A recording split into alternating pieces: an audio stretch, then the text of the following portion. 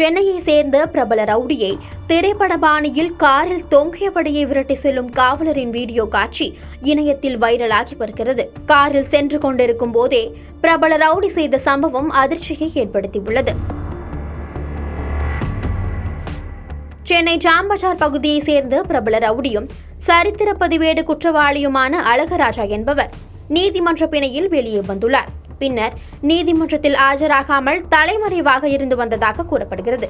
இந்த நிலையில் பிரபல ரவுடி அழகராஜா திருப்பாச்சூர் பகுதியில் பதுங்கியிருப்பதாக போலீசாருக்கு ரகசிய தகவல் சென்றுள்ளது. தகவலின் பேரில் சென்னை ஜாம்பஜார் காவல் நிலைய உதவி ஆய்வாளர் ஆனந்த்குமார் மற்றும் தலைமை காவலர் சங்கர் தினேஷ் இருவரும் அழகராஜாவை பிடிக்க திருப்பாச்சூர் சென்றுள்ளனர். இதனை அறிந்த அழகராஜா காரில் ஏறி தப்பி சென்றுள்ளார். அவரை பிடிப்பதற்காக இருசக்கர வாகனத்தில் சென்ற தலைமை காவலர் சங்கர் தினேஷ் கார் கதவை இறுக்கமாக பிடித்துள்ளார்.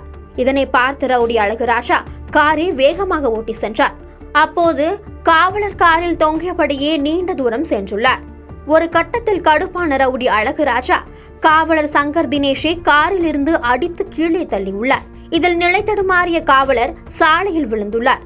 காவலர் சங்கர் தினேஷ் ஹெல்மெட் அணிந்திருந்ததால் நல்வாய்ப்பாக பலத்த காயம் ஏற்படவில்லை என கூறப்படுகிறது. திரைப்பட பாணியில் நடந்த இந்த சம்பவம் தொடர்பான வீடியோ காட்சி வெளியாகி காண்போரை பதைக்க வைத்துள்ளது.